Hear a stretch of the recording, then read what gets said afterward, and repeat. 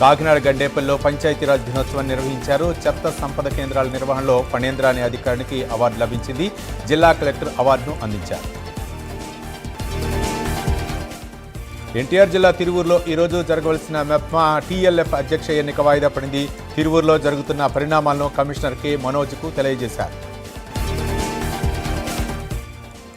తిరుపతి జిల్లా చంద్రగిరిలో green షాప్ను MLA Pulaparthi Nani ఘనంగా ప్రారంభించారు. సీఎం చంద్రబాబు విజన్ 2047లో భాగంగా గ్రీన్ షాప్ను ఏర్పాటు చేస్తున్నట్లు తెలిపారు. వ్యర్థాలను సేకరించి రీసైక్లింగ్కు పంపిస్తామన్నారు. నెల్లూరు జిల్లా వెంకటాచలంలో తీవ్ర విషాదం చోటు చేసుకుంది. పశువుల కోసం వెళ్లిన గిరిజన వ్యక్తి ప్రమాదవశాత్తు గ్రావెల్ గుంతలో పడి ప్రాణాలు కోల్పోయాడు. అక్రమ గ్రావెల్ తవ్వకాల వల్లే ఈ అనర్థాలు జరుగుతున్నాయని కూటమి నాయకులు మండిపడుతున్నారు.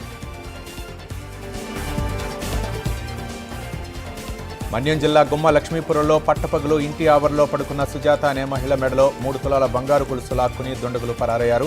పోలీసులకు ఫిర్యాదు చేయడంతో కేసు నమోదు చేసుకుని దర్యాప్తు చేస్తున్నారు పోలీసులు. మన్యం జిల్లా సాలూరులో ప్రపంచ మలేరియా దినోత్సవం నిర్వహించారు. ప్రధాన కూడలో దోమల నివారణకు తీసుకోవాల్సిన జాగ్రత్తలపై అవగాహన కల్పించారు. అనకాపల్లి జిల్లా కేంద్రంలో శ్రీ రాజరాజేశ్వరి దేవి మాతంగి వారాహి అమ్మవార్ల విగ్రహ ప్రతిష్ఠ కార్యక్రమం జరిగింది. ఈ నెల 30న ఆలయాన్ని నిర్మిస్తున్నట్లు కిరణ్ శర్మ తెలిపారు. 80 సెంట్ల స్థలాన్ని కేటాయించిన నాయుడు అందించినట్లు తెలిపారు.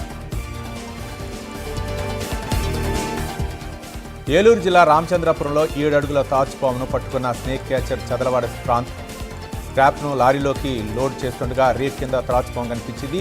పామును చూసి వర్కర్లు భయానికి గురయ్యారు. బాల్య వివాహాలు బాలికల భవిష్యత్తుకు శాపాలన్నారు శ్రీకాకుళం జిల్లా న్యాయ సేవాధికార సంస్థ కార్యదర్శి కె హరిబాబు. జిల్లా కేంద్రంలో మాట్లాడిన ఆయన చిన్న వయసులో గర్భాధారణ వల్ల కలిగే అనర్థాలను వివరించారు. పశ్చిమ గోదావరి జిల్లా నరసాపురం ప్రభుత్వ ఆసుపత్రిలో జిల్లా కలెక్టర్ చదలవాడ నాగరాణి ఆకస్మిక తనిఖీలు నిర్వహించారు. ప్రసూతి వార్డు, ఆపరేషన్ థియేటర్, చిన్నపిల్లల వార్డులను ఆమె తనిఖీ చేశారు.